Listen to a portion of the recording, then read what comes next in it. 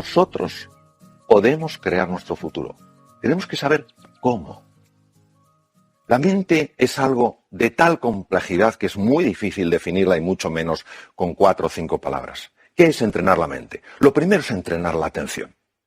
No perdamos más el tiempo enfocándonos en lo que está mal. Vamos a enfocarnos en lo que podría estar bien.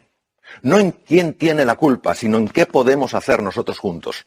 Vamos a usar la imaginación no para generar angustia y preocupación. Ay, ¿cómo va a ser mi vida mañana y pasado? Sino generar posibilidades, algo que nos ilusione. Tenemos que ser capaces, además, de parar ese diálogo incesante que nos pone la cabeza a estallar, con desesperanza, con desánimo, con desilusión. Necesitamos entrenarnos en la reflexión. Necesitamos entrenarnos en fortaleza mental y en fortaleza emocional, porque el mundo en el que estamos es un mundo complejo e incierto. Pero una cosa es la complejidad y la incertidumbre y otra es la desorientación. No podemos estar además desorientados. ¿Cómo nos orientamos? A través del entrenamiento mental. La creatividad es básica, todos lo sabemos. ¿Por qué es tan importante la creatividad? Porque es la que te permite aprovechar las posibilidades que la realidad te ofrece para crear un campo de juego que te abra nuevas oportunidades. ¿Pero qué nos pasa? Nos pasa que cuando pensamos en la creatividad pensamos que para ser creativo hay que haber pasado por la universidad, hay que tener 27 másters, etc. Eso no es verdad. La creatividad es consustancial con el ser humano. Está en cada uno de nosotros. No hay un solo ser humano que no sea creativo. Lo que pasa es que muchos que sí creen que no son creativos. Y entonces no crean nada novedoso porque ellos no creen que en su interior hay ese potencial. La clave para la creatividad es la pasión. Tenemos que encontrar esa palanca emocional, ese motivo, esa ilusión que nos levante por la mañana con hambre de hacer algo nuevo, de encontrar la relación entre cosas que aparentemente no están relacionadas. Por eso el estado de ánimo es clave, que creamos en nosotros y nuestro potencial. Si somos honestos con nosotros mismos y empezamos a pensar con calado y con hondura, ¿por qué no hemos conseguido ciertas cosas en la vida? Nos daremos cuenta que la mayor parte de las veces no ha sido por falta de conocimientos o falta de erudición, sino porque nos ha faltado pasión, o nos ha faltado compromiso, o nos ha faltado determinación, o nos ha faltado autoconfianza. ¿Qué es buscar esos recursos emocionales? Es en ese abanico de colores, irte a tu pasado y decir, vamos a ver, ¿cuándo en mi vida he tenido realmente coraje? Y seguro que encuentras un momento en tu vida en el que hayas sido valiente y audaz. Tienes que traerlo ahora, tienes que recordar quién eres, porque se nos olvida la grandeza que hay en nuestro interior. Inventar el futuro. La forma en la que creamos nuevas realidades es absurda.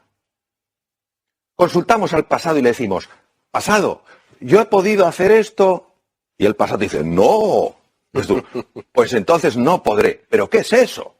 ¿Pero qué es eso? ¿Cómo va el pasado a determinar nuestro futuro? Es al revés, ¿cómo hay que hacerlo? Hay que crear esa idea que nos apasione, que nos ilusione, que tire de nosotros y a partir del futuro empezar a construir hacia el presente. Para llegar allí, ¿qué tengo que hacer primero? Pues tengo que hacer esto. Y para hacer esto, ¿qué tengo que hacer? Esto. Pum, pum, pum. Es que es radicalmente distinto, pero lo hacemos al revés. Vamos del pasado al futuro. No, señor. El pasado no tiene por qué predecir tu futuro. Para nada. Está muy bien que te informe, por supuesto, pero que no te determine. Emociones aflictivas. ¿Qué es una emoción aflictiva? Una emoción aflictiva es aquella que no te da nada valioso. Estamos paralizados por la desesperanza, por la ira, por el miedo. No tiene ningún sentido. Es fundamental que empecemos a comprender un poco mejor cómo gestionar estas emociones aflictivas. ¿Por qué es importante conocer estas emociones aflictivas? Porque nosotros tenemos sobre todo 3 grandes lastres que nos dificultan llegar a ese futuro ilusionante. Primero, la ignorancia. Si yo no soy consciente de mi talento y mi potencial, ¿cómo me voy a atrever? Número 2, la pereza. ¡Ay, la pereza! ¿Cuántas veces el camino correcto no es el camino fácil?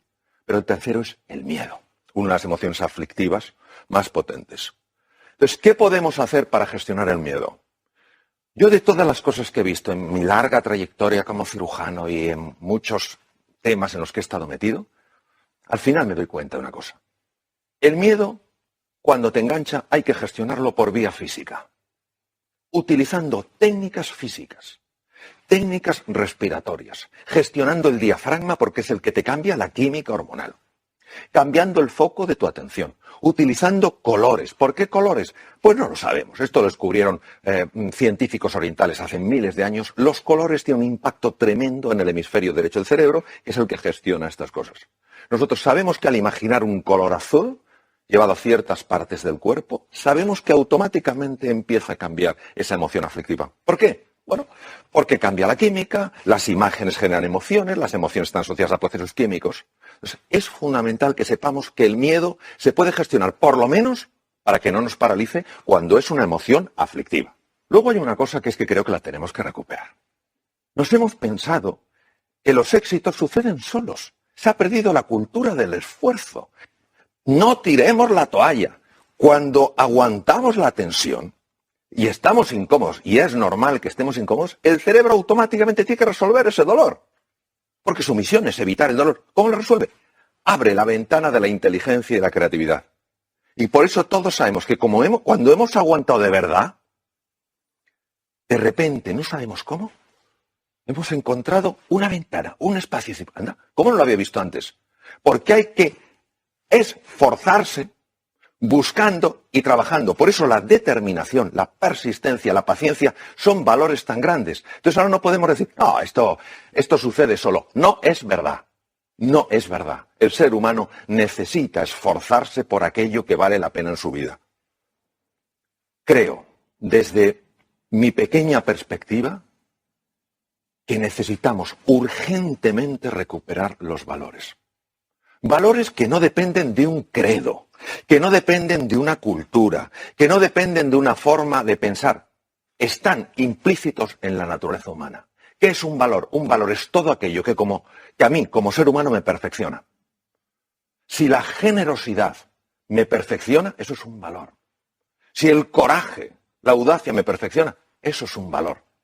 Los valores son los que nos dan guía, referencia. En un mundo marcado por la complejidad y la incertidumbre, ya lo he comentado antes, ¿qué es lo que nos da la orientación? ¿Cuál va a ser nuestro faro? Esos valores. Ojo con la sensación de impotencia. Jaume, yo la veo continuamente.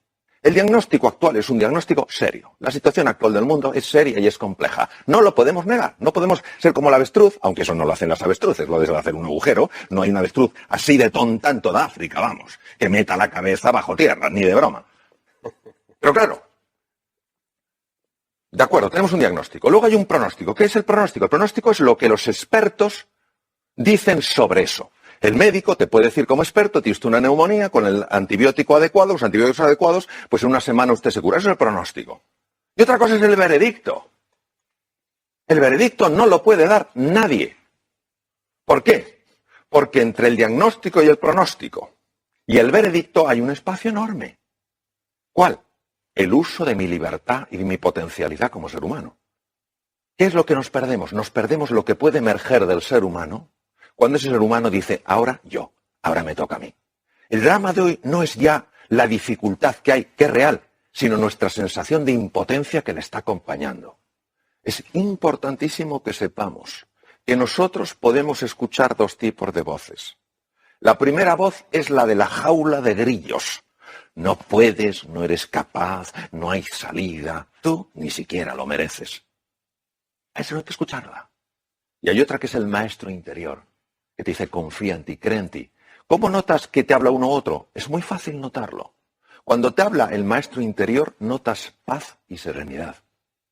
Cuando te habla la otra persona, la otra voz, lo que notas es crispación, tensión y desánimo. Es fundamental que prestemos atención a la voz que nos ayuda, no a la que nos anula. La actitud. ¿Qué es la actitud? La actitud es cómo me posiciono yo frente a una realidad. No podemos estar esclavizados por programas mentales. Por programas mentales que nos alteran.